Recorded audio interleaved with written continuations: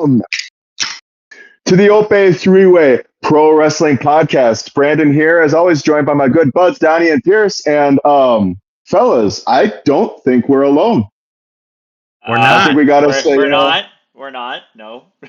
We got one half of Between Two Beards from Love Wrestling. We got Pluggo with us. Pluggo, how you doing, man? Hey, you got the worst half of Beards with you. What's up, guys? Thanks for having me on. Oh, Yeah. come on now. Wow. Hey, Don't- JPJ 1000% is the better half of Beards, and I stand by it, and there's nothing you can do to convince me otherwise.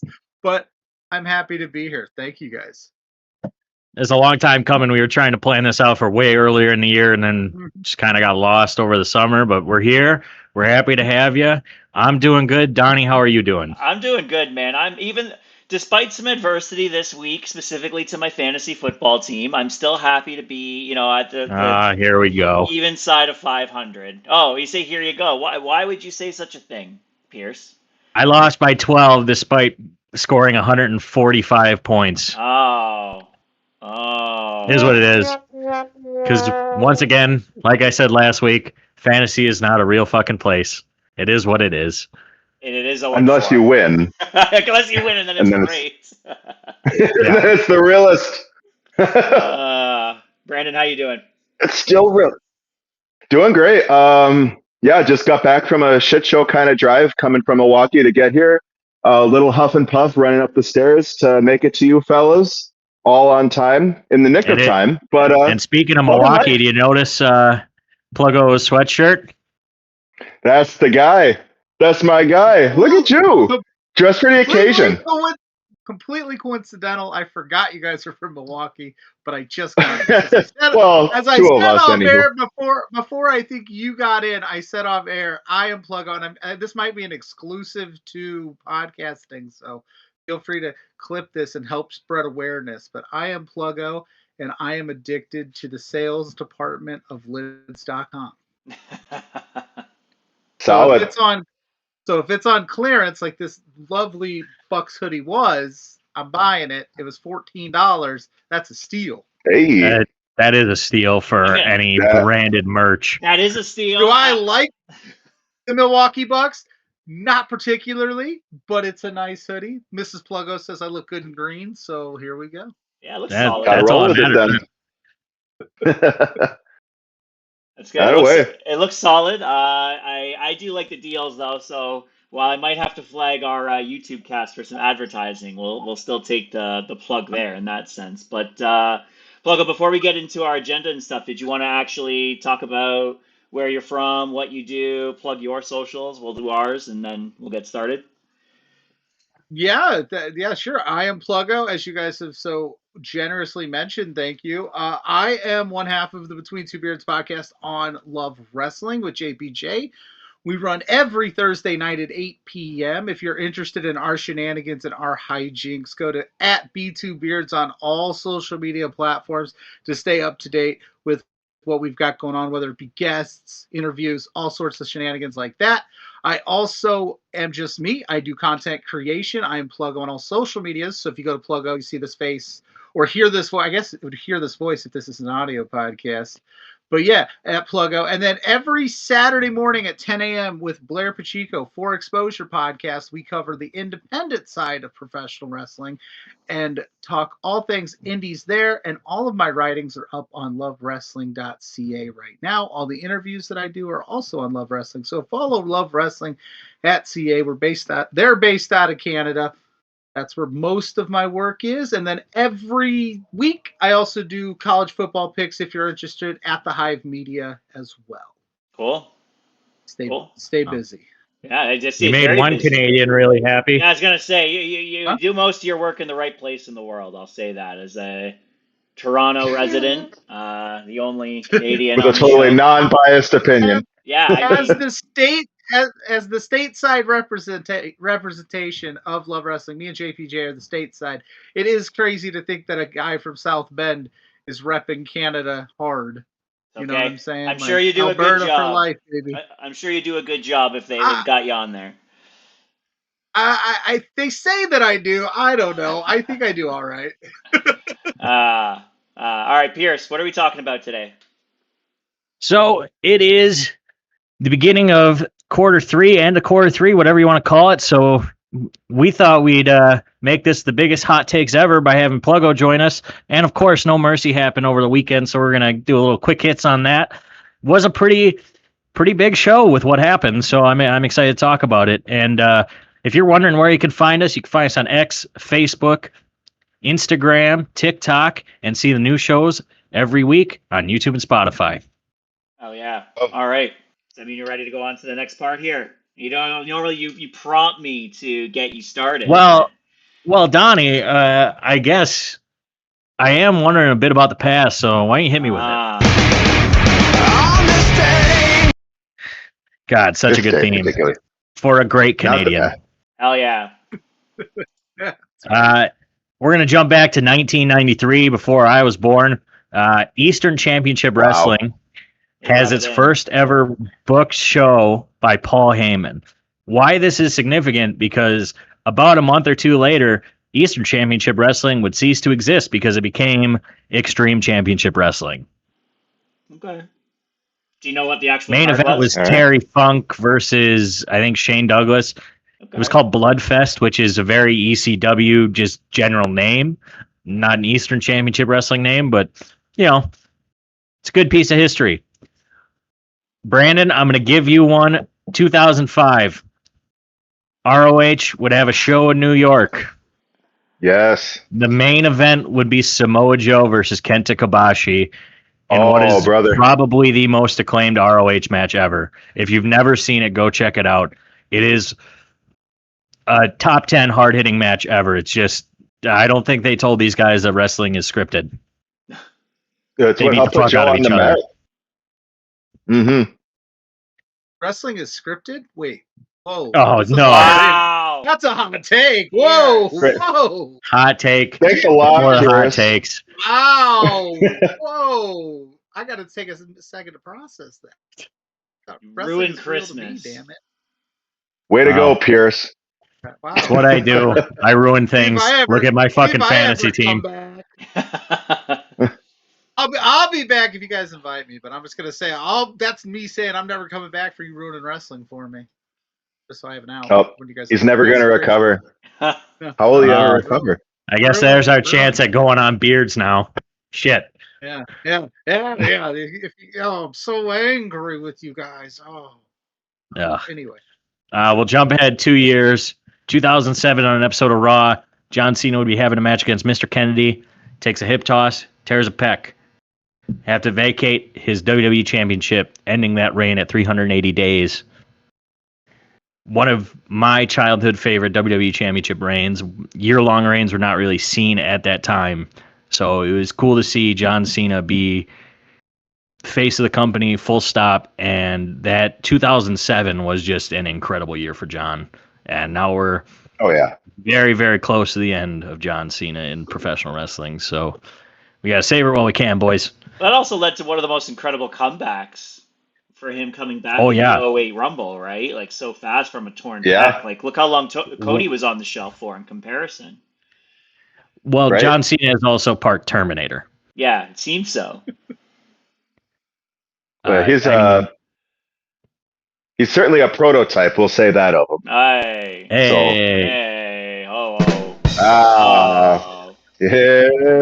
Yeah. Anywho, Mac, I love it here. That's a good one. And 2022 wrestling lost one of its biggest legends, and Japanese probably lost its biggest legend in Japan. Rest in peace to Antonio Inoki. Passed away 3 years ago today. Wow. Not a very long. I mean, it feels like a long time ago, but it really wasn't all that long.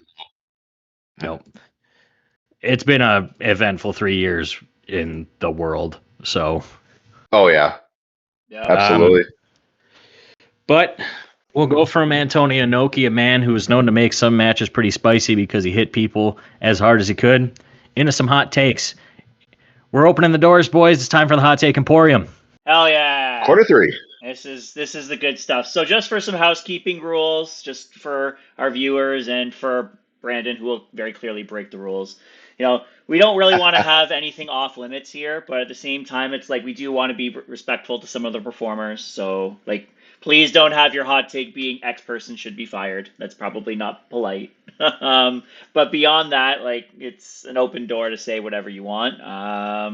And why don't we just have our guest go first, if that's all right? I think Well, that makes the Pluggo's most just sense. crossing out all his takes. Yeah, yeah. I'm No, sorry. no, yeah. Okay. I wouldn't do that anyway. I'm not that type of guy where I'm like, X person should be fired. Why did this person get fired over this person? I don't do that. I don't.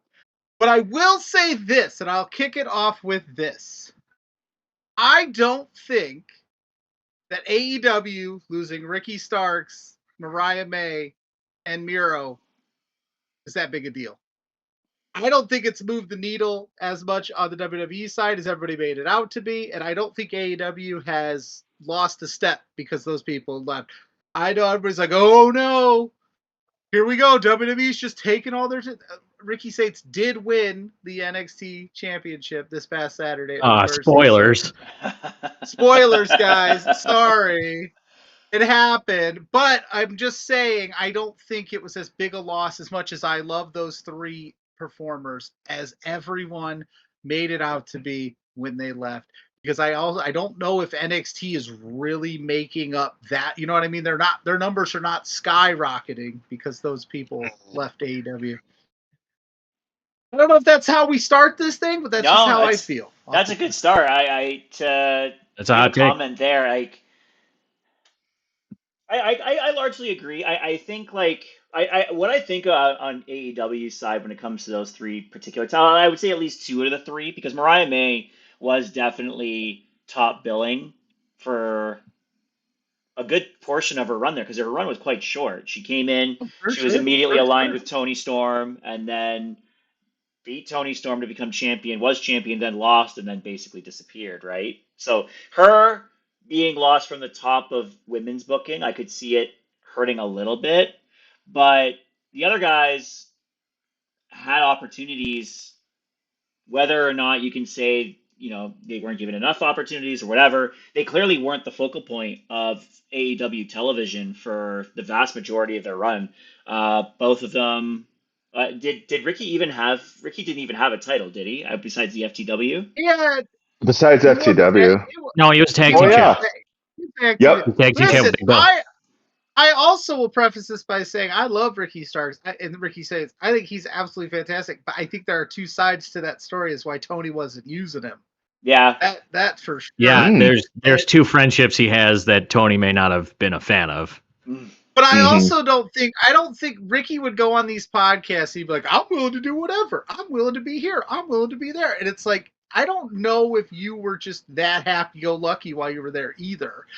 Maybe it was just a bad marriage and you both were looking for a way out. But at the end of the day, I just didn't understand, like, we're holding these guys hostage because we're afraid. And it kind of works for WWE either. Like, the WWE defections that went over to AEW, they haven't. I think we're just holding talent to hold talent is silly. Like, if you're not going to use them, let them go. It's not moving the needle in this. Cody Rhodes is like the exception to the. But what about Andrade?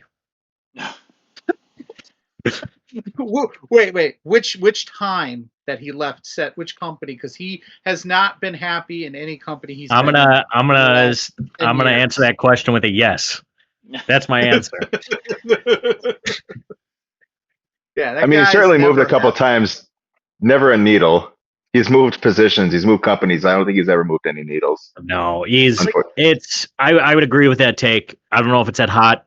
I would say it's like decently hot because I think we all thought at some point Ricky Starks in AEW was world champion material, and Mariah May very much had a territory run from the 80s where she came into a territory, feuded with a top star, won the top belt, and then left the territory after she lost the top belt. Miro Rusev is a different story because, I mean, when he was the Redeemer, he was as hot as maybe he's ever been besides Rusev Day. And then he just kind of fell off the face of the earth, which, fun fact, do you know that both Miro and Andrade's last match in AEW was against each other at World's End 2023?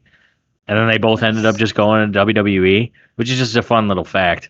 But yeah, I would agree with this take. It's a good take for sure. Yeah, I think it's reasonable. It's like a couple lines of hot sauce in on your shawarma. It's not like going to burn your face off, but it's a good start. well, It's a good way to get yourself situated. Test the waters. You're first. You don't want to go too hot that we're like, oh my god, we can never have this guy back. So I don't even know what I would say that would be such a hot take that you'd be like, stay tuned. You dipped your foot in the We'll hot tub. find out, I'm sure. Stay tuned for Brandon because I'm sure he'll have plenty. Speaking of which, Brandon, did you want to go next? We just want to shoot right to. Well, let's preface this Brandon take with the last time we did this. Brandon had probably the hottest take we've ever had, and we wanted to ask your opinion on it. He thinks that we need to go to a 3-day mania. I'm not saying I don't think we need to. I think it wouldn't be bad. Are we allowed to curse on here? Yes. Go right ahead. Absolutely. Yes. Fuck yeah. Come on now. Fuck out of here with that bullshit take. Are you crazy? Listen. I'm on team 1 day mania. Never again. Oh, okay. And here's why. It should be. It became 2 nights because they had so much talent. We have to get everyone on the card. That's not what WrestleMania is supposed to be about. Not every NFL player gets to go to the Super Bowl. This is supposed to be, it doesn't need to be 8 hours long for sure. But I'm a father of 4. I have a job that I have to get up on Monday morning. I don't like having to sit. I don't have that, honey, I need 2 nights. You know what I'm saying? Give me one, make it 6 hours. Make it a spectacle. Make it matter. Listen, I'm not opposed to people getting paid, but I also feel like we need to get back to some this really means something special to be on. If you go to 3 nights, then you're going to go to 4 nights. What's stopping you? Not to say that's I'm not fair. Gonna watch it. That's the kind of caliber. That's the kind of caliber of takes that we get from Brandon. There was another one that he had in our group chat about. That's terrible. TLC. 3 nights. Hey. TLC. I already called the there was context with that. I had reason. Yeah, but it wasn't good context. No. They already called. There's a lot of companies affiliated with. I mean, there's a lot of companies affiliated with the E out there too. You know what I mean? Give them some feature. I don't know. That was my little thing, but that was my previous hot take. So he's been gearing up. we're rolling into this one. Let me see here. The Hurt Syndicate is wasting Bobby Lashley. I think that's a relatively mild take compared to what I usually do. But I feel like Bobby Lashley being in AEW is still being in peak condition the way he is, and just kind of being effectively relegated to tag ranks where it's will he, won't he kind of pop out. Lashley probably should be contending for the world title at this point, in my opinion. Or at least contending for some singles gold, but I feel like he's just kind of in the group. And when you have a man, but that's the thing with to their point about Miro, right? Tony Khan and big guys don't exactly, it's kind of like oil and water. You know what I mean? So, but in the context of Bobby Lashley, with as much talent as he has, and for the caliber of athlete that he is at 48 fucking years old, where he's doing 1-arm back pulls with 225. The man does not age. The man is still very, very, shall we say, mobile for his age. And I think that he should be in the title picture. So that is team for you. That's it. I respectfully disagree. Yeah, okay. You go ahead, and I'll dogpile on that too. I don't want to see Bobby Lashley in a world title picture in this company specifically. I don't think he fits that top tier talent in AEW. I think the Hurt Syndicate is fine. If maybe they do keep him in the Hurt Syndicate and do what they did in WWE and then push him to the top that way, it would work. But I don't know if I'd want to see Bobby Lashley without MVP at this point in his career. That's just me. I think Bobby Lashley just kind of wants to hang with the boys. Nothing wrong with that. I would want to hear it from him that he feels like he's missing out on opportunities by not being at the top of the card. My hunch is that he enjoys working with MVP. He enjoys working with Shelton. He's content with the amount that he's making. He doesn't want to cause too much of a rift to not make that money anymore. So he's just kind of doing what he's got to do. That's my vibe on why he hasn't been.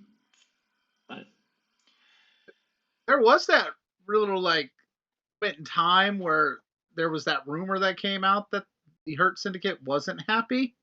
The whole fuck speedball thing happened. Mhm. But they squashed that pretty quick. I love Bobby Lashley. So that's my son's favorite wrestler. My youngest son's favorite wrestler is Bobby Lashley. So he Solid. needs to be in every world title picture, in my opinion. But I don't hate it, but I just again it'd have to be like a Hurt Syndicate thing, and they're like, we're gonna push Bobby. I don't know, because I think Bobby, even in WWE, needed a bit of a mouthpiece at times. Like he sometimes has trouble carrying that promo. But I wouldn't mind Mhm. seeing like Hangman Page mix it up with the Almighty. Why not? Sounds fun to me. I like that one. Be a hell of a match. AEW doesn't do many hoss fights. It'd be nice to see. no, they sure don't. They sure don't. Well, Tony Khan's also kind of steered away from making like the WWE guy his guy right away too. You see it all. That's true. Which is better. Which is They need to go more which that is way. which is definitely better. But again, when you get some opportunities to, now that you've established the Hurt Syndicate as a thing in AEW, you could maybe do some one-offs. I don't think he's that long for like a year-long title reign. Okay. No, nothing like that, but certainly something to recognize his merit. I feel like, I mean, the guy's effectively, I don't know how he doesn't have the same kind of aura that like a Brock Lesnar does. I don't know what it is specifically that he lacks. Maybe just a little bit more like chill. I don't know. Like that's kind of, It's hard I to guess, compare to a UFC champion, NCAA champion, NFL draft pick. well, that's not to say Lashley doesn't have pedigree, right? It's Like, I not the mean, same, Bobby though. Lashley wrestled in It's not remotely comparable. That's Bobby not the Lashley- same. You're right. Bobby Lashley was in the UFC. He was He was in He was in Bellator. Bellator, He was in yeah. Bellator. He did have a very good career and technically had more wins than Brock, but Brock did have a world championship to his name. Sidebar hot take. I don't know the difference between either one of those companies. So UFC is the biggest. Bellator technically doesn't exist. I only watch the real stuff. Bellator is like your Ring of Honor of the fighting world.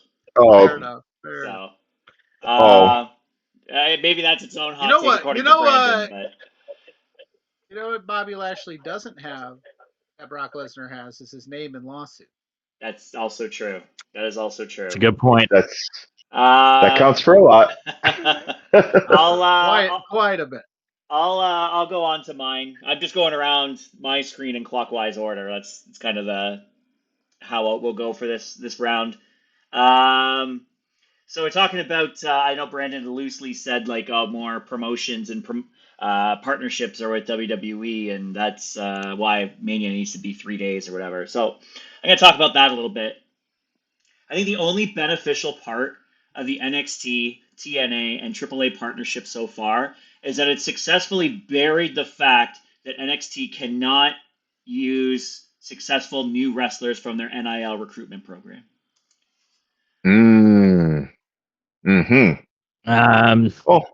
Yeah. Okay. Like when they started the NIL program, there was a lot of success there, and there's a lot of success that you can see on the current main roster. There's success that you can see that are still like in the works in NXT near the top of the card. Your Jada Parker, your Ope-Eh, right? Tiffany Stratton's another one. Friend of the show, BJ Ray. Sure.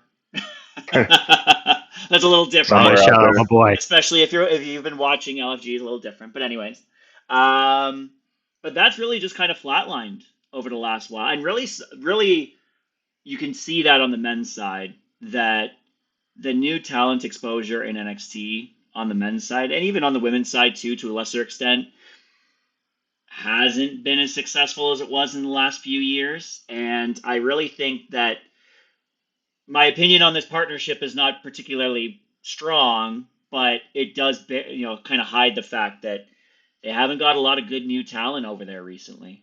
So that's my take. I would agree with that 100%. And to further it, it's also kind of burying the other companies they're working for. I mean, the only good thing of this partnership that I would say is Trick Williams being TNA World Champ, which is way earlier than I would expect him to be a world champion, but it's a well-deserved world championship because he's going to be one of the biggest stars in wrestling in the next couple of years, easily. I mean, when he comes up to the main roster, it's going to be huge. He's been on the main roster for one show and he got a monster pop.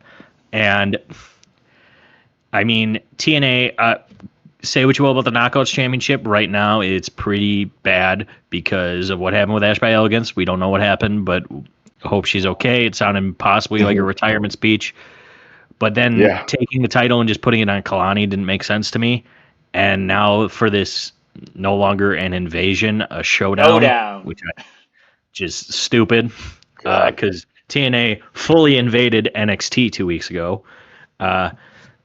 Which led to a showdown. Yes. That's a whole nother episode to be pissed off at. Not going there. Yeah. I was going to say, how much time do we got? It doesn't make sense for Kalani to have it. You could have just put it on Indy and been fine. And then on top of that, for this showdown, the TNA women's side is a current NXT wrestler and 3 former NXT wrestlers. Like the men's side is completely TNA. I don't think besides Kazarian, who had a cup of coffee with WWE in 2005, there's not a single ex-WWE superstar on that team. So, and AAA, I mean, technically it's a WWE promotion now. So, and I mean, Dirty Dom being world champ is perfect for them. He's going to be, I mean, he's already huge. We were in house for Mania. I don't know if you were, Pluggo, but the pop that Dom got for winning the IC title was probably pop of the weekend. And that was magnificent. So, loved it. Yeah. So do you want to go, Brandon, to this point, or shall I? Oh, yeah, no, all you. Go for it, bub. Oh, okay. I don't know if I'm agreeing with your take or disagreeing with your take, but I will say this. It's their own fault that their NIL stuff is not working as it used to. It's their own because this is what they were going to do. They did the 2.0 thing where it was going to be, we're going to create our own stars. That's what we're going to do. We're going to create our own stars. We don't need indie talent anymore. Then they decided to do this NIL thing, and it did reap some benefits and success, but then all of a sudden that company that they don't pay attention to, they started taking all of their talent and trying to keep up with them, and then they signed the deal with the CW, so now you have network television going, we need ratings. You can't just throw, you name one of the NIL people that maybe haven't taken off yet. We can't throw them out in the main event. We got to put on a quality TV show. Oh, and now we're going to start signing TNA people and do this partnership deal. So now we're going to bring their stars over. So the NIL people aren't even really getting a chance to like hit the ground running because it's not a developmental anymore. It's a third brand at this point based on the top heaviness of that roster. Again. And the Trick Williams side of this, I'm kind of spoiling my hot take a little bit here for my next one, was like, the reason Trick Williams is your TNA champion is because they don't have anywhere for him to go because the main roster is so loaded right now. Like, he's above NXT 1000%. He's one of the most over dudes in the company, but I also, think they're afraid of what they've done to Carmelo Hayes is criminal. And then Trick, they're like, well, we don't need you in NXT. We can do this TNA thing because there's nowhere for you to go on the main roster. It's pretty loaded. But yeah, I think they kind of shot themselves in the foot by pivoting to this newfound, like, we need the Jordan Graces of the world, the Blake Monroes, the Ricky Saints, So it's their own fault, but it's not a bad thing. They're killing it on NXT. It's the most consistent show they have. But anyway, yeah, I mean, that's fair. Digress. You got anything to add, Brandon? To the jump ahead on the hot take, I feel like I would agree with that. I mean, the main roster, and I feel like I've said it in the past, the main roster, there's a lot of room to, I guess, kind of fail if you're a new talent coming up. Like when you look at Carmelo Hayes, right? You look at any talent that's coming up, and I don't want to spoil. I got a take that I was going to bring up, and I'm not going to spoil it, but I will say this. I feel like the main roster, when you have guys like Shinsuke Nakamura who come up with all this fanfare and have had all this stuff, and then you try to, reinvigorate him, you try to give him a new gimmick, and that still falls flat. And you have guys like LA Knight, right, who have, been hot for how long and still can't like win a world championship. Just like two such cases. And I feel like, right, the main roster is just, for better or for worse, it's just there's a very, very high standard, and you have to meet that in order to be a champion at any level, at least in the men's divisions up there. Like, I mean, I am critical of, the women's, champions divisions apart from Becky, but I mean, I'd certainly say that in any case, right, you have a lot of really A1 talent up there. So if you get someone in NXT who's, white hot and then they come up to the main roster, that's not necessarily a predicate for success of any measure, you know. And again, I'll get to that in a minute, but Pierce, did you get to throw your initial take out there yet, or? Nope, I got my initial take. So the best weekly wrestling show right now is NXT by a pretty large margin. The worst is clearly SmackDown. I would say Raw and Dynamite are pretty consistently the same. I would put them at second and third, but it is clear that SmackDown sucks right now, minus the tag division. And something needs to change. And I'm not saying we need to possibly fire whoever the head booker of SmackDown is, but I'm not going to not say that at the same time. Can we just get rid of, at the very least, and I said this in our group chat, but I'm going to say it with somebody else in the room. Can we turn the U.S. women's title not into the Michin Challenger title thing? How many title shots has she had on this belt or matches adjacent? The answer to that, no, we can't. Like, no, they can't. Holy shit. Damn. Like, she has either been in a title match or adjacent to a title match since the beginning. It's with maybe like a slight 1 month lull when Zelina was champ. When Zelina Vega came in and then immediately lost to Julia, right? But outside of that, it's been Michin challenging, and that's when that takes up like 20 minutes of your show every week or every other week. Yeah, it's gonna seem pretty bad, right? And that's just one element of it. But Cody not being on there as often as he probably should be as a champion, or Cena prior to that. I understand part-time commitments, blah blah blah, but like it's not good to only have a part-time champion on your show. We found that over time it doesn't work unless you have a very strong story for them, which they don't have. Right. Drew McIntyre consistently losing is not gone well for him. The men's U.S. title, I mean, it's been very hit and It's miss. better because of the open challenge right now. Yes. Which, if I can throw a name out there for this Friday, Oba-Femi should challenge and win it. Yeah, I could see. And Oba. That's probably also a hot take in itself, but that makes sense to me. But I want to make a point that Dynamite has been kind of mid since 2023 for the most part. Me and Brandon went to an episode that was actually pretty good. And that was the episode that Swerve's house got burnt down. That was just hilarious to watch live. And, but like, it is head and shoulders above SmackDown right now. And that's my point. That's my take. SmackDown is dog shit. And if AEW Dynamite is doing better, there's some issue. There's no compelling reason to watch. That's what I'll cap my thing on. There's no compelling reason to watch. And it's on a Friday night on top of it. So not only do you have to compete with the fact that you're not really putting out an A+ product, you're also on Friday nights. So like, I gotta be like, there's very, very few instances, let's say in this past year, that I've gone, yeah, I got to sit down and watch that SmackDown live. Like the AJ Lee return, I was 100%. I had to be like, I got to see that. You know what I mean? But like, I'll catch it in the morning, like when I'm prepping for exposure, shameless plug, or immediately after because I'm done before college football starts. I'll finish it there. Like it's very rare that they've done anything on SmackDown. They're like, oh shit, I can't believe I missed it. So it's the death nail. The Friday night thing is not great. On top of it, No. They need to move off that, but I don't know why they have that. When it was 3 hours, that was unbearable, by the way. We didn't even talk about that. Yeah, when they had that 3 hour run. Yeah, 3 hours on Fridays. I'm glad it's back to 2 because man, I get sleepy at 11 o'clock on Friday night. If they can get back to the highs of SmackDown Live, they'd be good. But I don't know if they're ever going to hit it with who's running it right now. Oh, that 2016 SmackDown. Yeah, and which, if you don't know, it's Road Dogg, and Fun fact, secret time.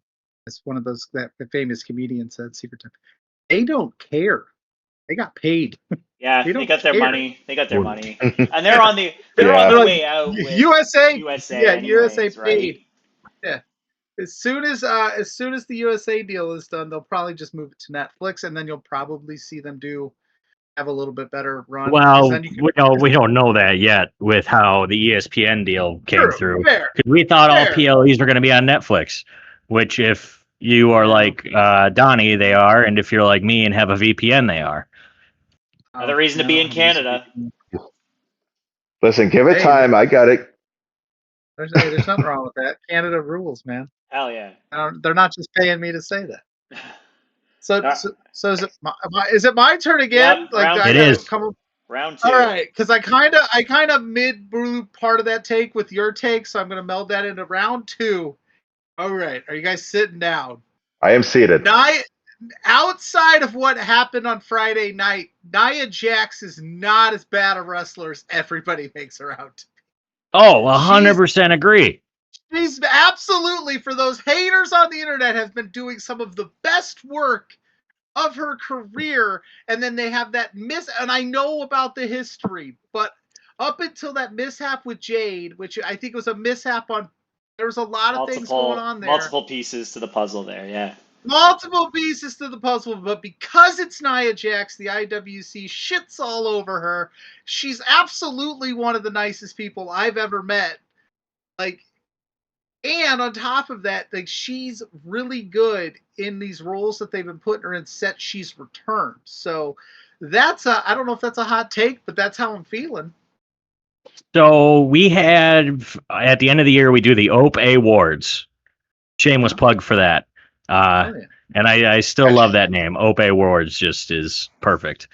I believe she was in the running for our female wrestler of the year because 2024, Nia Jax had an incredible year. Match-wise, gimmick-wise, she was so good.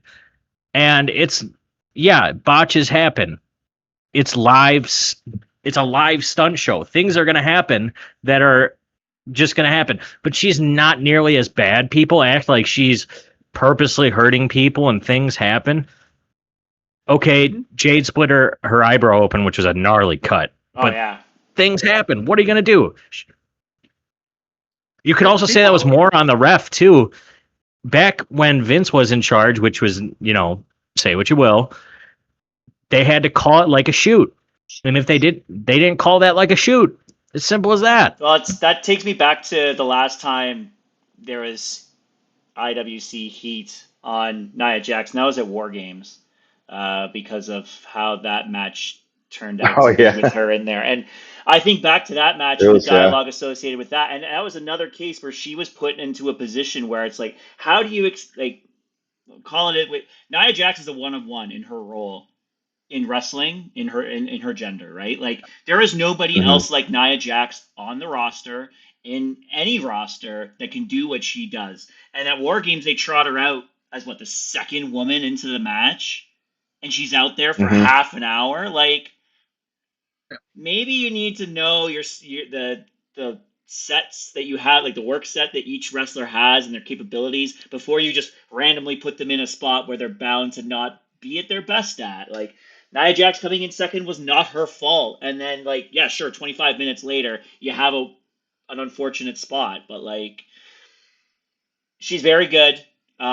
She's very much someone who can be relied upon to do the role that she needs to do. The locker room loves her. I saw dialogue immediately after that match with Chelsea Green saying she is the best woman to have backstage. And I don't doubt that. I don't believe that Chelsea would lie on that at all. I think Chelsea would be very honest on that. And we saw the way that she was on Total Divas. She's a great person to have in that company. So for us to be on the outside hating on her. Fuck that. Fuck that. I can't do what she does, man. I can tell you No, that. none I've of met us her twice can. in my life.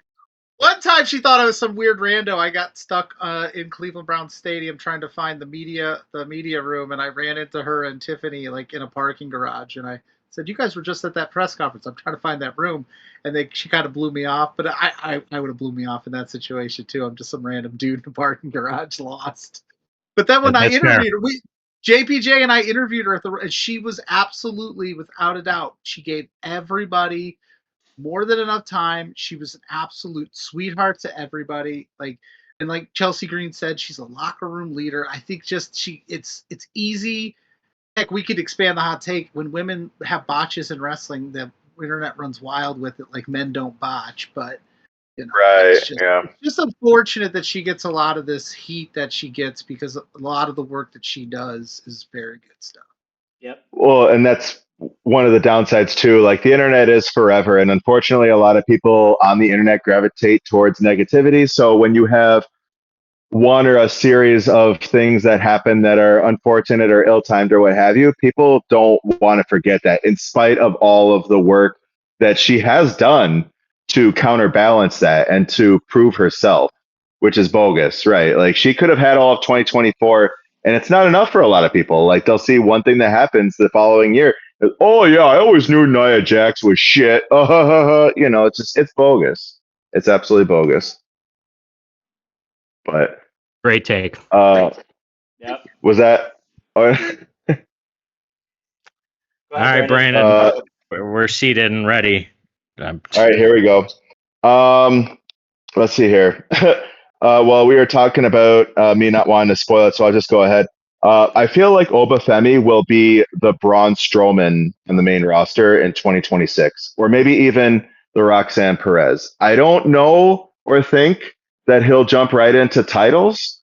I think he'll come in with a bit of fanfare, and maybe he beats like a couple dudes, but I don't think it's for belts. And I think also that kind of like how Rusev is doing now, where people would have been like, he would have never lost to Dom, back in the day or for any other reason. I think you're probably going to see some similar kind of play with Oba, where he's just going to be the big guy who loses, or he's going to be a big guy who loses to other big guys that are around him, or other big stars who aren't necessarily imposing in the physical sense, but who maybe have a little bit more stock in them. And I feel like that's the role he's going to serve in 2026. I feel like a lot of people expect him, like some of you guys maybe feel like he's going to, jump right on to Sammy or to like Dom or somebody, whoever's the IC champ. I don't know. I just feel like he's going to be the Braun Strowman of 2026. I think all So three of us did a bit of a double take when you said he could be like the Braun Strowman or he could be like the Roxanne Perez. Yeah, And I was were you like, insulting him or complimenting well, I mean, him? if we're talking win loss, okay, so maybe it's kind of so. Let me try and articulate this a little When bit. you explain it, I got it, but it's still just like, yeah, I was like, your first thing was like, he could be like I'm Braun sorry. Strowman or could be like Roxanne Perez. And it's like, those are very different people. Yeah, my who fill apologies. It's very been a different day. roles in the company. I'm juggling this Yes. thought. At first I'm like Braun Strowman because you think of Braun Strowman and like, right, losing to your Jacob Fatu's, losing to your Bronson Reeds, right? Kind of the big guy to put over other big guys. That And was then with his first Roxanne debut Perez, to the I thought, company, though. His first debut to the company was some like masked monster. well, I'm not speaking to his first debut necessarily. I'm speaking more to like his more recent. Sorry, I should have clarified that too. But It is a hot take, and I fully disagree, Brandon. I okay, fully disagree. there we go. Now I'm in Oh, form. He is Femi's going to be joining the Judgment 2017. Day. He's going 2017 Strowman, but he's winning the title. He is going to be the next monster heel in WWE that has not been seen since like Kane.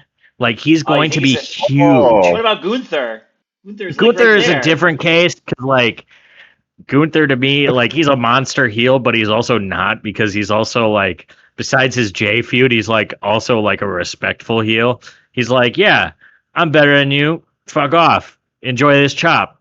Good luck.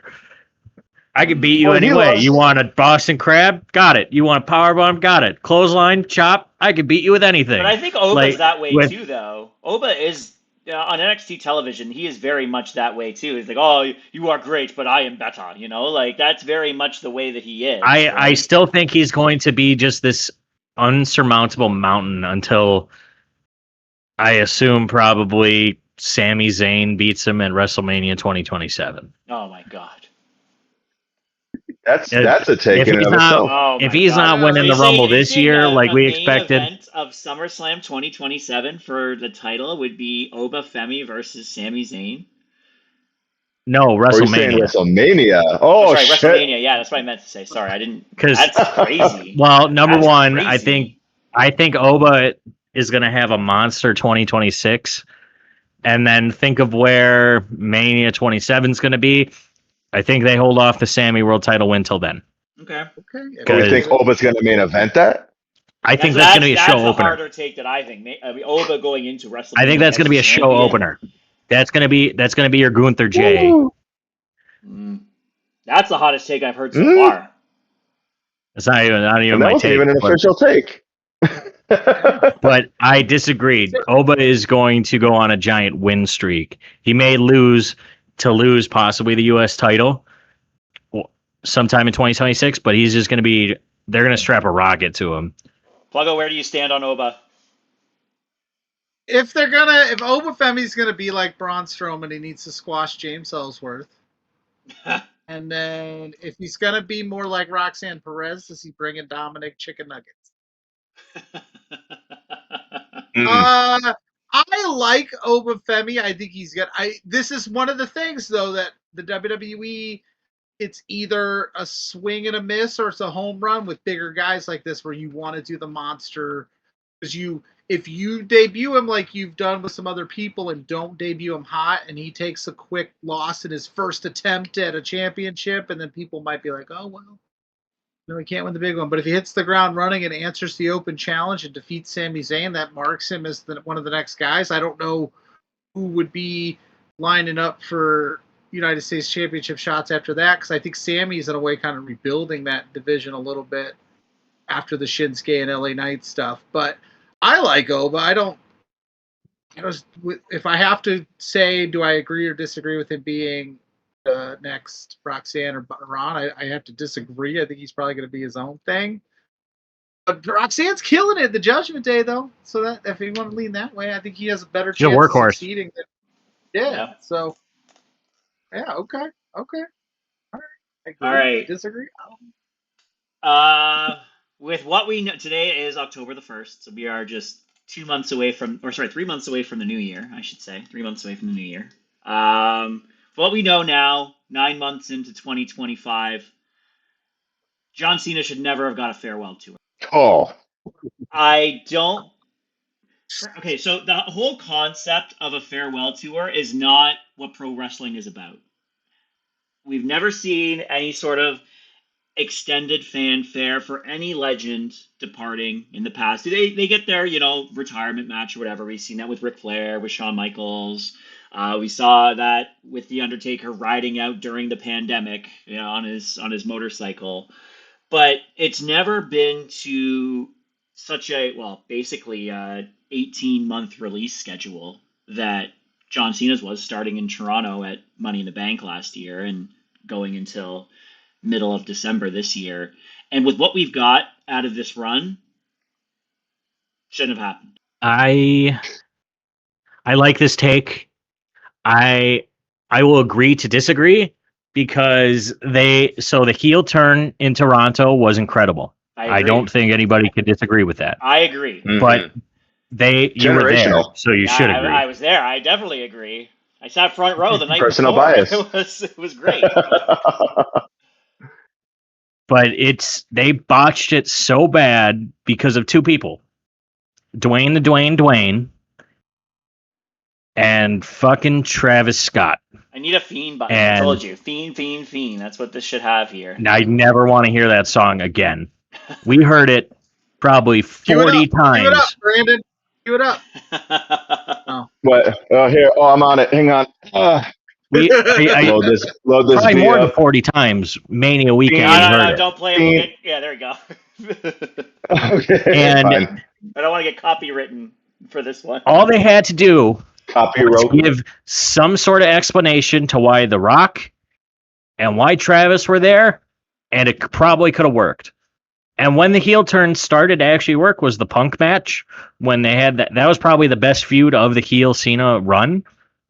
But then they just turned their back on it going into SummerSlam. And not saying SummerSlam versus Cody wasn't an incredible match, because it 100% was. It was a good match, but they just literally did a 100% about face on his character with basically no explanation. Oh, because they're not here anymore.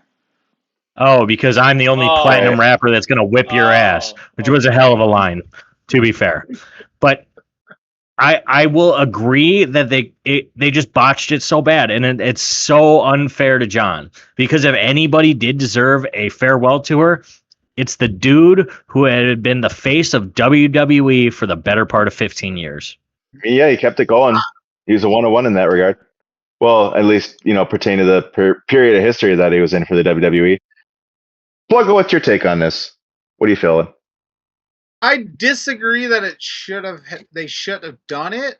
Because I kind of, when they announced it, I said, well, this year is kind of a wash. Whatever they do with him is, whatever. It is what it is. But the handling of it, of course, has been absolutely dog shit. And I'm not a Cena guy to begin with, so it doesn't really affect me. But I respect what he's done in the business. I think you should celebrate these guys and gals more that have paved the way. And John's obviously the GOAT, so it made sense. But yeah, they absolutely butchered it. I was at WrestlePalooza when Brock squashed him. That makes no sense to me. The heel turn was what it was, and then all of a sudden there's we want to cheer the guy. They were cheering him anyway. It was epic heel turn. Should it have happened? Sure. I think you give everybody that option. But let's be honest, there was also the reason that they did it is because they knew they would sell a shit ton of T-shirts and sell a shit ton of tickets. This is your last chance to see this guy, because it's very rare. It's very rare that we get to. I go, oh my god, this is the last chance I'm going to see John Cena. Because John Cena is not a guy that's going to retire from WWE and go to another company. He's just not going to do it. Nope. But Sting, when he retired from WWE, he went. We got the AEW run, which I thought was a fun farewell for Sting. But yeah. It's a rare anomaly thing, and I think it should be held for special occasions. How they handled it, though, hasn't been great at all. So, speaking of special occasions and not necessarily handling the best, have you seen the price drops or the drop? How am I trying to say this? Have you seen the prices for Saturday night's main event for Cena's final match? Good Lord, $11,000 for front row. Yeah, for Saturday night's main event. Yeah. I don't know. Not going to happen. Never. Not in a million years. It'll never happen. I'd rather have a mortgage. For Mania. That's a whole other conversation in itself. All they're doing is it's just about the dollar now. That's all it is. Yeah. It's just about, which I get it. You're a company. That's what you should be. But I wish that they would, as a company, talk about the moments more than gloating about the billion-dollar deals, because then it shows to us, and then you see the ticket prices are insane.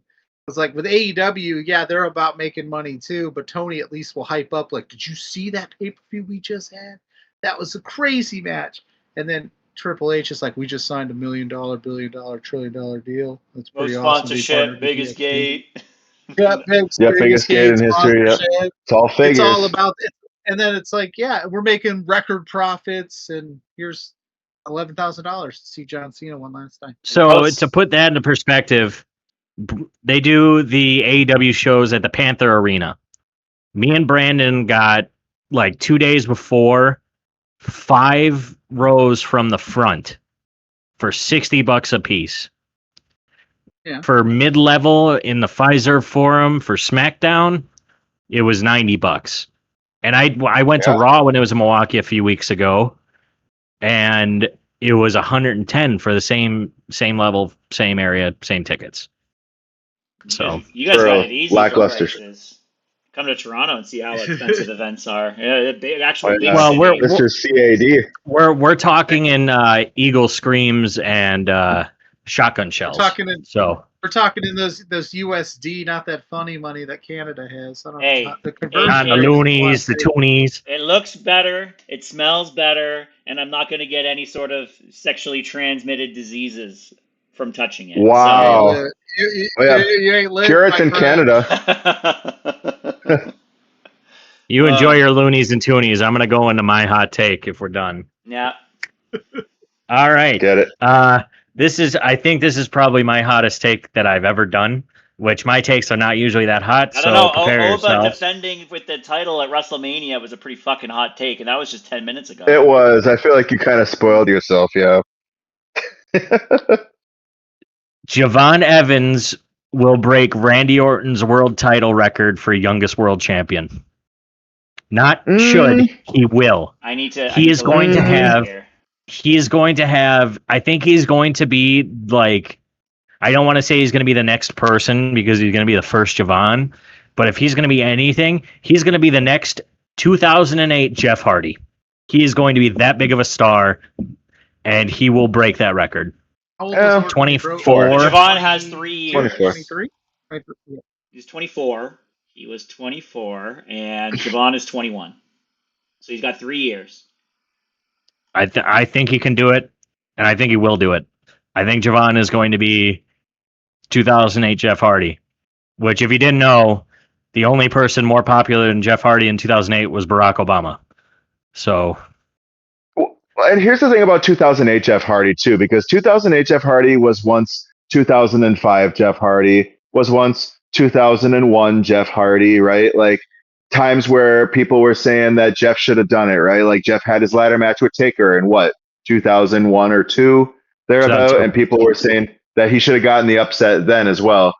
I don't know. I feel like, and the thing is, people are raving about Javon Evans now. People are like, did you see that fucking match? Like, I didn't know who Javon Evans was before that match with Sami Zayn. And Sami, by the way, was arguably the perfect opponent to introduce Javon Evans to the main roster with. They're very, very similar. Javon is obviously significantly more bouncy. He's like Sami turned up to 10, but very, very similar stylistically. And I feel like they gelled really well. That being said, I mean, I feel like NXT, could he be the youngest NXT champion? Absolutely. And well, he should be, in my opinion.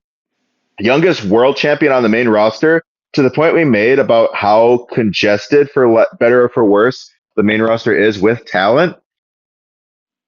Will he be one of the youngest? Absolutely. I see that. Absolutely. You know, he's got the talent, he's got charisma. All they got to do is find something perfect to put on a logo on a shirt for him, and then he's golden. But I feel like that's relatively hot. He actually has. I don't see him beating years. He has less than 3 years. So I looked at the math here on when Randy got it, how old he was. He would have to win it by September of 2028. So there you go, 2028 SummerSlam. Well, okay, so start the clock right now. Is Cody or Seth losing their titles before WrestleMania? Probably not. I could see Seth losing it. Actually, I could see both losing it. I think Seth is less than Cody because I think Cody should lose to Drew within the next 3 months. That's not going to happen. Where? Because they're fighting each other they're going to be fighting each other at Perth. And then there's the Survivor Series, which traditionally will be a War Games match. And if you include those guys in it, they'll probably do that. And then they don't do anything really in December. Saturday Night's Main Event, but titles never change hands in Saturday Night's Main Event. Then you got the Rumble season. By then, I guess you could lose it at the Rumble. But by then, you're already formulating your WrestleMania play. So he's losing it to Brock, I would say, at the Rumble. That would be my only way I see Cody losing is to Brock at the Rumble, because... So you kind of burn the first year of Javon. If he goes to the main roster tomorrow, he's not winning his first year because he's got to get introduced and make his... So he's got like 2 years to do it. I don't hate the take because I love Javon Evans. I think he's fantastic, but I don't think he's going to... In 3 years, I don't think we're going to be... There's some crazy thing. He'd have to win Money in the Bank. I got a feeling. Surprise. He'd have to win one of those Money in the Banks. But again, you got CM Punk on the roster, Drew McIntyre, Brock Lesnar, Cody. Sammy needs to win it at some point Logan too. Paul's going to win it before then. R-Truth is not going to win it, but Logan Paul sure R-Truth will. is not winning the world title. Dominic Stop saying that. Dominic That's a hot Mysterio will take. win. That's spicy. Oh, Dominic, he's been saying R-Truth for the past year. The oldest. I think wipe Vince off the books. It's Vince's record, and it's never changing. I want to keep Vince McMahon, for what it's worth, as a character. Keep that for his character. Just keep that and let that lie. That's the only thing we need to hear about Vince. That's it. Stay tuned. Yeah, I mean, there's at least a dozen names that go before that. And when you think of that on a 3-year trajectory with 2 belts, knowing that he's not even on the main roster yet and likely won't be until at least sometime next year, not looking good, Pierce. That's why it's a hot take. All right. Like I said, that's probably the hottest. Apparently, besides the one take I had about Shelton Benjamin, should have been world champ. Nah, he should not.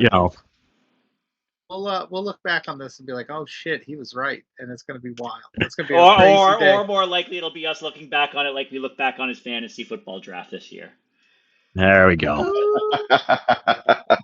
Yeah. All right, Pluggo, what you got for your last take? All right. Okay. There was a couple I had in mind. I had a few things written down, but I'm gonna say it. As long as AEW is in town and Tony Khan is paying the money to run that thing and they're getting TV deals, TNA will never be the number 2 company in wrestling. You just made Brandon really mad. Brandon's gonna turn off the podcast. Listen. I love TNA. I love a lot of the competitors in TNA. I think they're doing a fantastic job. But let's be completely honest here. It's not like they're drawing crazy amounts of numbers with what they're doing. And sure, a good TV deal will get them there, but we've seen like SmackDown on Fox didn't do super hot, right? Like AEW's numbers don't do great on TBS sometimes. It's hard to do, and then you're introducing it. And also this partnership right now, if you're like a casual, you're like, these TNA people lose to WWE all the time. And who are they? Right. That's what I say. Who are these people, right? Because like, I look at the landscape of it and I just say, because TNA was the number 2 company before AEW came around. And I'm not saying this because AEW is vastly superior. That's not what I'm saying. I'm just saying that right now they are the number 2 company. Their evaluation that AEW got was like $2.1 billion last year. Like, if Tony wants to keep doing it, they're doing 18,000 seats for these pay-per-views. Let's be honest, like Victory Road, how many, I don't think a ton of, and it was on during SmackDown, but I was feeling Bound for Glory is going to be awesome, but with their highest gate was like 7K. Yeah, for the last Slammiversary, it was their biggest, but still, right, you're drawing numbers comparable to like past Dynamites and Collisions or Rampage even when Punk was on the roster back in the day. You know what I mean? It's just... Sure. It's apples and oranges, right? And I get that. I want them to be successful. I want them to be successful. I'm here for TNA being successful and being a solid player in this thing. I just worry that everybody, like Santino came out and it's like, yeah, we get the right TV deal. We're going to be, who's the right TV deal? Right. Where are you going to go? Well, the objective, I would think nowadays, is to go ahead and get streaming because, I mean, TV is, it's really not the market it was. That's for damn sure. They already have a streaming deal with Roku, don't they? I know I can see TNA content on Roku. Oh, I could see Evolve content on Tubi too, but yeah, unless the CW is happy with the NXT numbers and they want a second program, but are you going to take up Are you going to take up Thursday nights on the CW? Like that's a prime time night for network television. I just don't know. But I mean, yeah, that's my take. I just think that's crazy to think that all of a sudden they're going to get a TV deal and be second. Nope. I agree. That's a big jump for the numbers they're doing. I think that, I mean, AEW, for better or for worse in some cases, because they have the budget of the Khan family associated to their company, TNA can never compete with that, right? Like, no. the sheer star power that they can bring in. Like when some of these guys left WWE, whether they chose not to stay or they got let go, there's a reason why most of them went to AEW instead of TNA, and that's the money. And Right. if you can't compete with that, then clearly you're also probably not able to put on a product that's good enough to compete. Like if you told me right now to name 5 TNA wrestlers that weren't in WWE before, I probably wouldn't be able to do it. And I mean, I don't watch TNA television, but there's I wouldn't be no able to either. advertisement, stardom, like cross references or anything like that for it to be remotely relevant. And I watch wrestling, never mind if I don't watch wrestling. Whereas AEW, not all the time, but I mean, they've got fucking Big Boom AJ and the Rizzler and all that shit. That does more than any fucking. Hey, the Rizzler's the best. Hey, I'm not hating on the Rizzler. I'm just saying that that's going to get far more exposure than Well, anything a TNA's ever done. Yeah, up to this point. Also, to cut. Go ahead. Go ahead. I won't. Well, I guess just like a very brief kind of little snippet, I would say is like I feel like TNA kind of has the same problem that we were talking about how NXT has that same problem where they take all these people from AEW from other companies and they feature them, and that kind of works to the detriment of the NIL program, which is supposed to be effectively developing homegrown talent and showing the performance center off as something that is something to be revered within the wrestling industry, right? I feel like TNA is kind of the same. Like they get too comfortable taking like ex WWE. Like, well, right, we talked about Team TNA for the Showdown Invasion, whatever the fuck. It's the men's side of things, right? It's all, for lack of a better, like it's relatively original guys like Leon Slater, like, Kazarian, besides his little, shindig back in the Velocity days, right? But then you have fucking the women's side of things, which the Knockouts division was a very prominent feature, ironically enough, in the early days of TNA. It's probably one of the things that really kicked off things in the women's division of WWE being like, oh shit, these women can go. When you had women in the early days, Gail Kim, Awesome Kong, Taylor Wilde, and now you have in Team TNA representing them, effectively all ex WWE. I mean, Gail Kim being an exception, but she obviously made a lot more of herself in TNA. But now you have like, your new Knockouts champion walking with TNA, even though she's technically part of NXT, Kalani Jordan. You have the Iconics, never mind the Inspiration, because that's not what people remember them as, right? And then Mara Sade, who literally just got released, what, like 2-3 months ago, if that? Sometime this year. Yeah, it's just weird. Like, and it's unfortunate, right? Like you don't have TNA kind of. I feel like that's what's kind of the problem with TNA now is like you don't really have a lot of original TNA talent. You have a lot of people who are kind of coming from elsewhere who got kicked on the mountain, like Mustafa Ali, like Zach Wentz. Even you can say him, like he was, Matt Cardona. in TNA. Matt Cardona, right? Bingo. Plus, one of their biggest draws, Joe Hendry's going to be out the door to the second his contract's up with TNA. He's WWE for sure. Hell, he's Jordan practically Grace already gone. Yeah. So, like, it's just this matter of, like, you're not building any new stars within your company. And then once this TNA WWE partnership runs its course, what do you got left? Exactly. You have to rebuild again. And nobody talks about those lean years of TNA. They only revere the beginning where it was awesome, and then they had some pretty down years. They've been rebuilding and getting goodwill. A lot of people tuned it out. Pre-Hogan and post-Hogan. Yeah, the Hogan Bischoff admin really fucked that a lot. And that soured a lot of people to go, oh, this TNA thing, it's just a bunch of XW, because they were the original. These are ex-WWE people before AEW came around. Right. This is my take on it. I agree with it 100%. TNA has been selling out like 3,000 to 4,000 seat arenas, which is very good for them. 2 years ago, AEW sold out Wembley Stadium, which WWE didn't even do. So, I just think it's going to take some time if that's going to be the case. If they're going to get to the number 2 spot, it's going to take time. But they're doing a lot of good stuff. There's a lot of good stuff on TNA. I'm just saying. All right, Brandon, your takes have been relatively tame for Hot Take Emporium. Let's heat it up. All right. Uh, I think Karrion Kross is done. I think everybody just kind of was making a big deal about him as soon as his contract was expiring.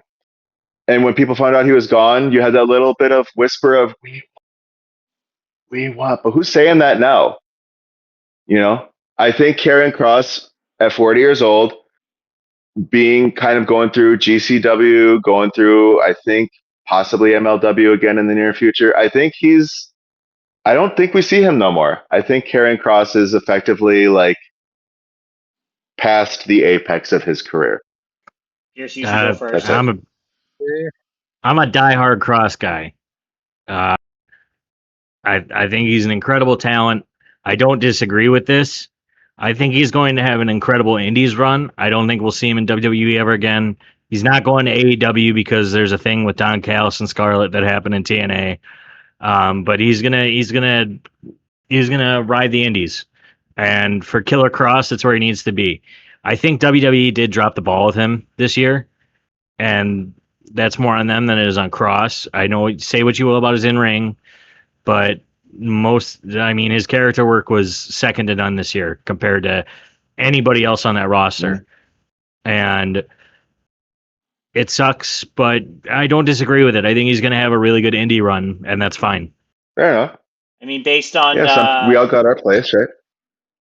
Based on what I talked about last week on the podcast, I actually don't think Karrion Kross is the worst in-ring performer that I've seen in recent history, but not going to get into that one too much. Nia Jax. No, I was actually a jab at Eddie. Sorry, Kingston. the IWC crept out of me. No, that was a jab at Eddie Kingston's performance at All Out that I saw.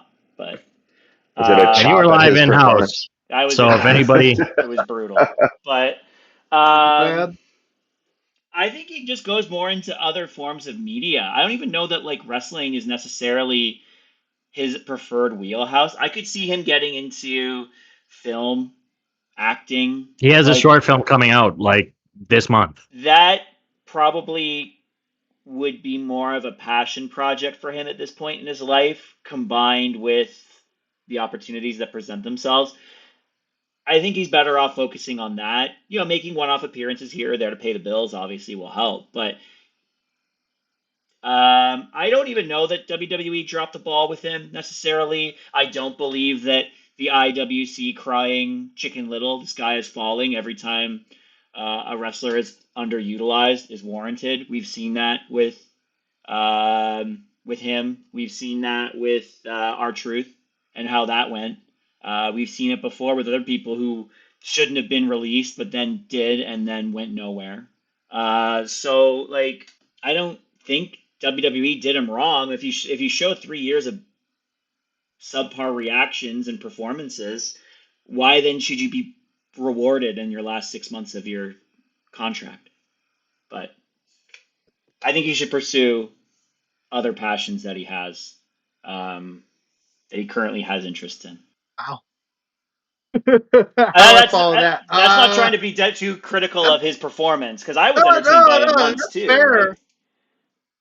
I would say never say never. I don't think he's done. I don't think he's dead. But the WWE does this thing where people get organically over, and we want cross movement was a thing, and then they kind of just pull the rug out from under us. Or he should have beat Sammy, I think, at that PLE. I'm blanking on the name of which one it was. SummerSlam. It was SummerSlam. Well, there's two of them, yeah.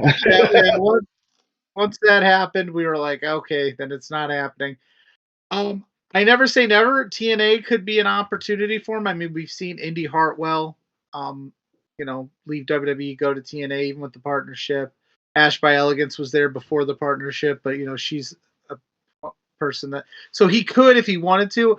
I don't know all the ins and outs of what happened at AEW, but I have heard those, little murmurs that there was an issue. But again, Tony came a call, and I don't know if they would have that conversation and be able to put bygones. I never say never in wrestling, but as it stands right now, unless he reinvents what he's doing, then yeah, it's going to be just like he's going to do a few. He did the indie spot at GCW. That was a cool moment. And everybody's like, all right, here we go. And then he's kind of cooled off a bit. But he's got a match with Cardona, I think, next week.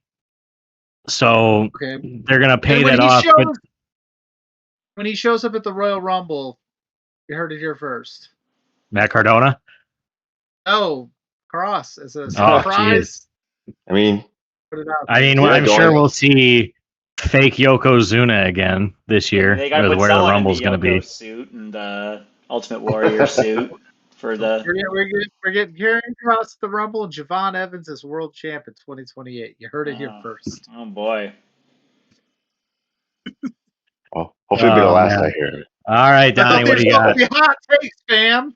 All right, well, my last one, and again, this is based on what we've seen to date so far, and arguably what we've seen over the last couple years, I would say. I believe that Vince McMahon is a better storyteller than Paul Levesque. I do not find the content that has been put out on WWE television over the last couple of years particularly engaging. I have found that some of the matches have been better quality. Some of the matches have been given more time, but there's no real hook to keep me in. And that hasn't been the case for probably, if I think about it, since Cody won it Mania 40 in Philly.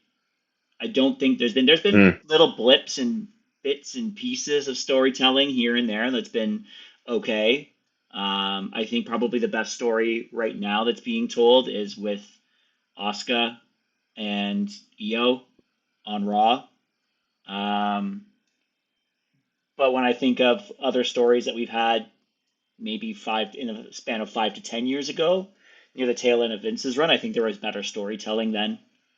It was like the highs were higher, the lows were certainly lower, but inevitably there was more things to keep me enthralled than there is now. Because right now, it's hard. And this is a guy who, still goes to every single show when it's around and travels to them too.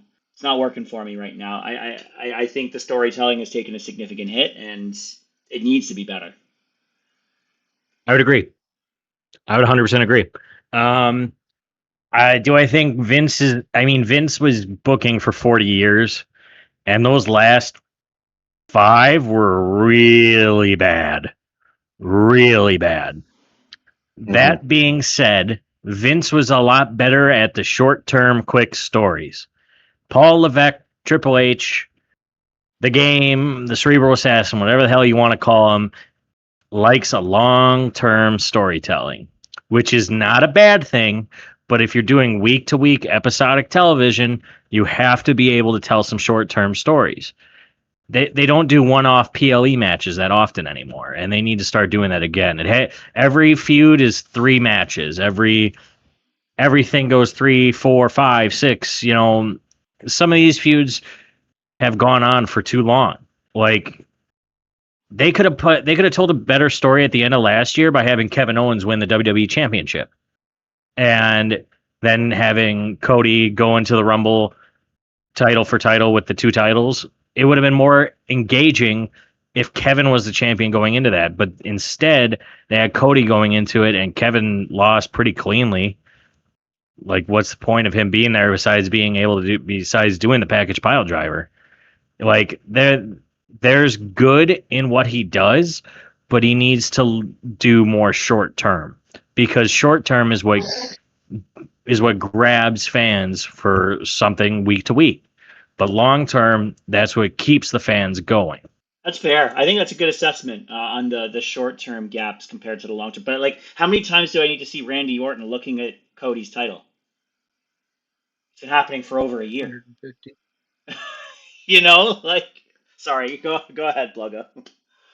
No, 150. No, you're good. I'll say this. I think Vince was more willing to try some things, and also for a lot of his runway, it was a private company. So if Triple H is afraid sometimes to pivot.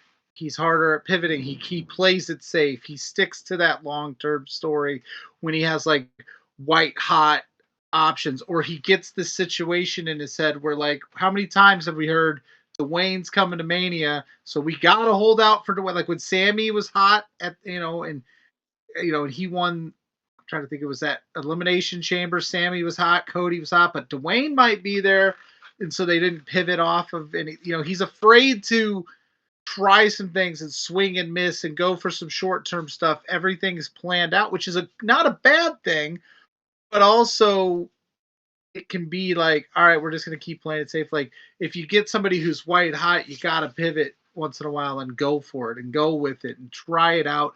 You got to try some different things in this era to keep us engaged on a week-to-week basis, because what's happening is, like I said, like with SmackDown, you can catch the highlights and go, yeah, no, that was cool. Or you can catch the highlights of Raw and go, yeah, I didn't really miss anything because the story's still going.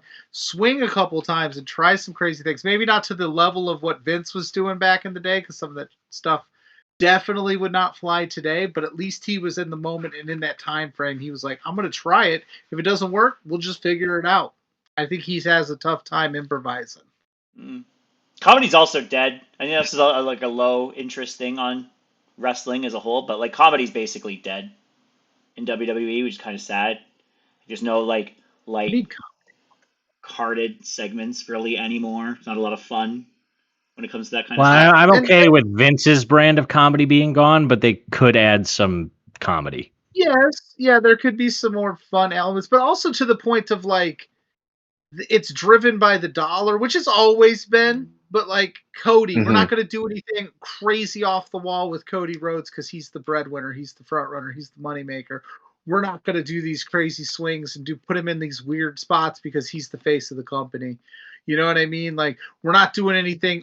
We did the Cena turn, but we didn't know what to do with it after that because we got the viral moment, we got everybody talking, we got everybody hooked, and then he knows how to get you there. He just doesn't know how to finish anything. So God knows or sustain it, right? Yeah, God knows what's going to happen. He already said it's going to be. That's the thing he did with WrestlePalooza. He said we're going to see all these surprises and all these amazing things, and then it was just a very average show. The only thing that happened was Stephanie being announced as the first inductee, which was more or less, it just seemed like was a birthday present for her from her husband. Right. But he did the same thing with Saturday Night's Main Event. He's already over-delivered and said it's going to be a crazy fair. You're not going to believe what you see on Cena's last match. And it's like, you got to deliver that, because if you don't go above and beyond expectations, people are going to be disappointed and they're going to say you're a shitty booker. That's kind of how that goes. You gotta swing for the fences. I would say that's also Tony Khan's issue too. Tony doesn't pivot from anything. He has to finish a story, even if it takes a left, right, and a front turn. It's always going to end at a certain point, even if it takes too long. Like, look at the what is it? The MJF and the Devil storyline. Like, that got so muddied and then just ended like shit. Or the Death Riders. But they didn't pivot from anything. I think the Death Rider's still going on, but the logical endpoint was Darby. But pivoting the Hangman makes some sense.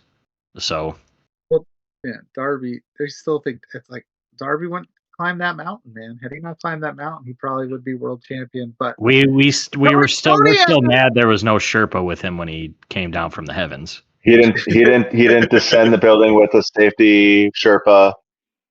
Tony has his share of problems too, but with Triple H, it's definitely pretty clear that it's like, we're going to hit the viral moment, we're going to get all of the stuff talking, and then we're just trying to get to the next moment instead of filling in that gap with not the same. Like the Raw main event for like 6 months was the same combination of the Usos and the Vision, and it was a run in every time. It's like, you gotta come up with something different. You know what I mean? That was a yeah.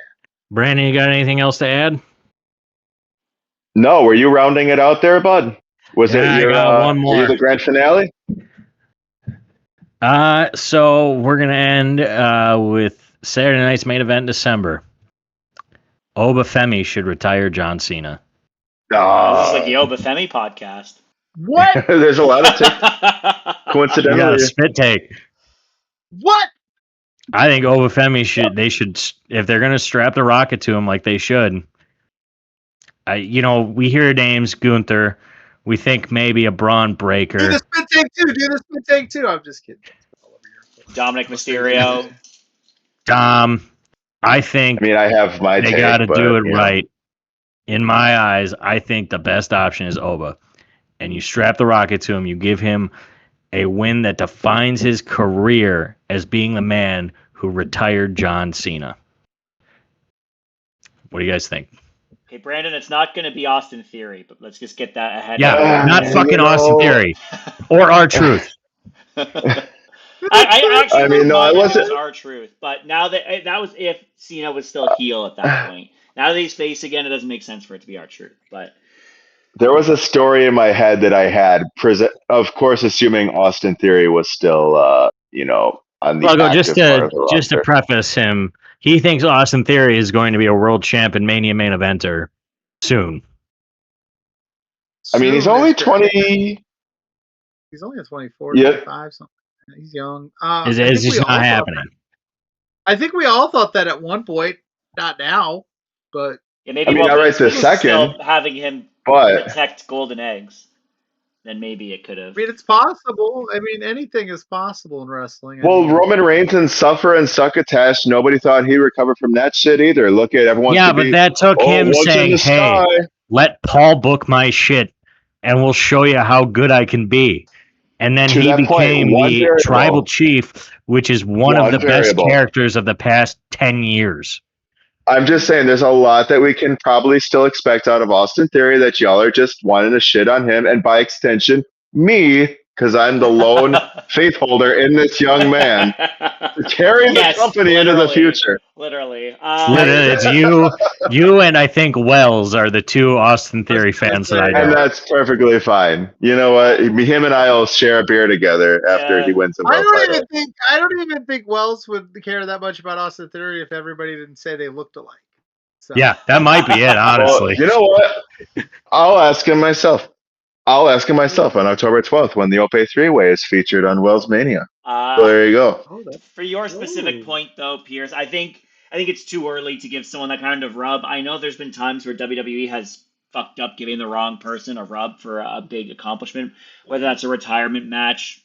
I'm looking at Baron Corbin being the one to beat Kurt Angle in his retirement match, or breaking streaks. I still don't think Brock Lesnar was the right one to beat The Undertaker. So I do understand times where they've had more experienced people potentially and that not be the right spot for them. But I think that's just too early. I think that's too early for a guy that's wouldn't have enough proven. If you want to talk about people that would be better for that spot, I think Trick Williams or Javon Evans would be those guys to be better off in that spot if you want to go like that younger, undeveloped talent, because they're the ones who have more charisma behind them. They're the ones that have more inherent just the ability to make money, I think. I think Oba's going to be a great guy, but I don't think he's going to be a money maker as much as someone like Javon or Trick will be.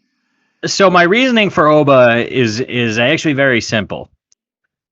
If you look back at the OG Super Cena run, there were a few monsters that he slayed. You had Umaga, you had the Great Khali, hell, you even had Bobby Lashley.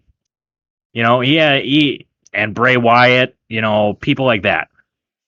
I think there should be one monster he can't slay, and it'll be in his last match.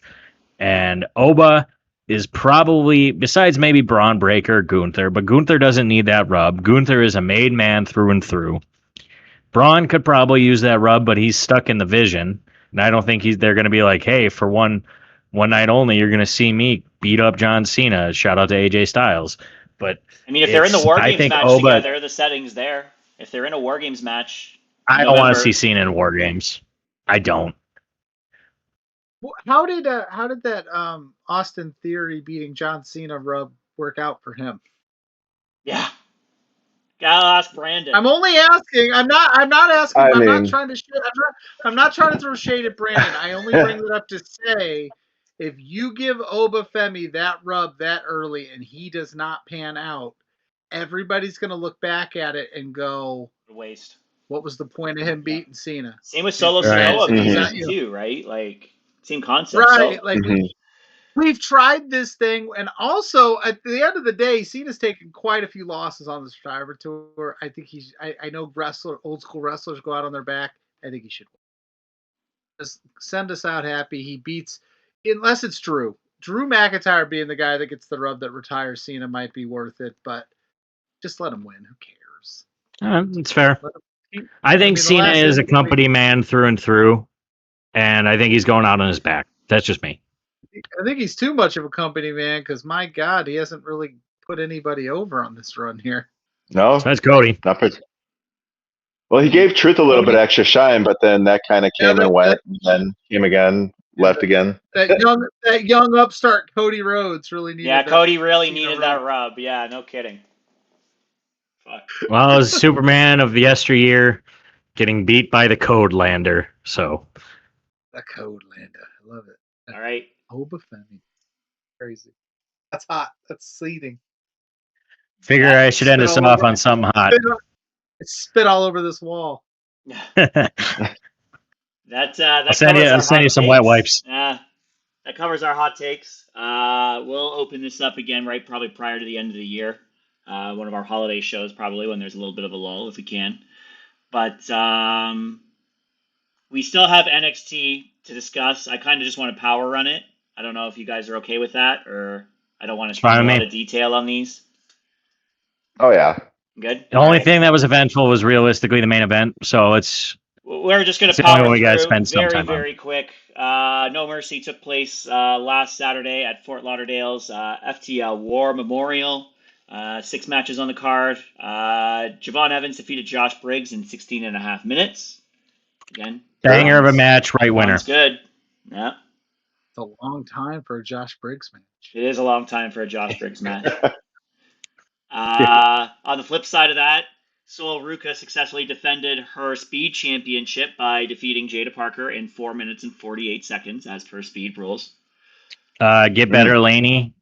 I think that's who she was originally supposed to face. Correct. But I said it last week, and it's no disrespect to Sol. I do not give a shit about the Speed Championship. It's there. Yep. Sounds right. Then we had Jordan Grace defeat Blake Monroe in a weaponized steel cage match in 16 minutes. Don't think I've ever seen a spot where somebody gets their hair cut out mid-match and not at the end. That being said, good match, right winner. I think it's a good showcase for Monroe as the woman from hell. So it was the right winner. It's about time that that Jordan actually got a win on a pay-per-view or PLE. Sorry. Mm-hmm. Then we got Ethan Page successfully defending his North American Championship by defeating Tavion Heights in 10 minutes. Canada rules once again. Tavion rules. Ethan Page rules. Ethan Page is going to be a megastar one day. It's just a matter of time. JC Jane defended her women's championship by defeating Lola Vice in 18 and a half minutes. Pretty shocking, but it seems like Laney is now in the Fatal Influence. So good for JC. Yeah, that name of a faction doesn't really work with only 2 people. And since Jasmine chose not to resign, then probably had to put somebody in there and break it up entirely. And main event, Ricky Saints is your new NXT champion. He defeated Ope-Eh in 17 minutes with, I think, 4 DDTs. Yeah, I can understand why he didn't try the Rochambeau. Hell of a match. I think it's the right winner. It was a very shocking win, but it made sense. He had a DDT on the table, a DDT on the floor, and then 2 DDTs, and that put the monster down. The monster down. And I'm excited for Ricky. I said back when he signed that he should beat Oba. I said he should beat him pretty quick, but I was wrong. They waited, and it was a good person to win it. I wish Javon would have beat Oba, but Ricky's a good number 2 option. Oh yeah, this was the right call. I'm surprised he didn't win it sooner, but yeah, he's gonna run with that thing. He'll have it for a while, I imagine, unless they get antsy and call him up. We'll probably see him with it till probably stand and deliver time, I would think. At least, yeah. I mean, right, and we were talking about it before, like, what options were there for Oba to defend against had he lost or had he beaten Ricky Saints, right? Like, there's not really many more challengers that would have challenged for Oba's title. He'd be lapping the men's division, which is not very deep at this point right now. So it was probably the right time to beat him. I agree. When does this episode drop? When do you guys put this out? Tomorrow. Okay, well, somebody just returned to Dynamite. Oh. that we talked about earlier in the show. Andrade's back with Don Callis. No, he's fucking not. Oh, with Don Callis. No. God damn it. Oh my Fuck God. Andrade, man. I always So hated he's the that first to jump to, from, and back? Yeah. Oh, son of a bitch. He might be the first one to do it, and he also was very unhappy is why he left. Oh my God. Another part. I'm not so much on Andrade joining AEW, but another person in the Don Callis family. Like, give me a fucking break. The Don fucking Callis family, bro. That faction should never lose. There's like Ever. They have 27 so many people in that faction. Who's in that goddamn Who's faction not? right now? Who? Who's not? Oh, So like Wardlow's hurt. Let's go get Andrade. They're basically the same person. Okada, Lance Archer. I'm missing some more. There's like 19 of them. The Hechicero, Konosuke Takeshita. Yeah, it's crazy. But Holy yeah, I'm sitting there, shit. I see this picture and somebody. I was like, is that's Ah, Andrade? damn it. It's hand raised by Don Callis. He's back, baby. Holy totally shit. not. Totally What a not left fucking on way to end the show, Noble. boys. Holy Sorry crap. to derail Terrible. your show. And Nah. we Terrible. talked about it. No, that was perfect. Holy shit. Oh my Perfect God. on who? Pluggo from the fucking top rope. No shit, eh? Ooh, talk about hot takes. All right, well. Apparently. Oh, now I'm heated. Fucking A. Oh, anyway. Thank you very much, Pluggo. Money talk, man. For joining our show today. I hope you guys had as much fun having me as I had having on. I hope you guys invite me back. I know I'm a crazy person for talking about crazy stuff, but thank you. We gotta get both you and JPJ on for a joint episode. Brandon has an idea for like a Family Feud or Jeopardy style with Donnie as the impartial Canadian judge.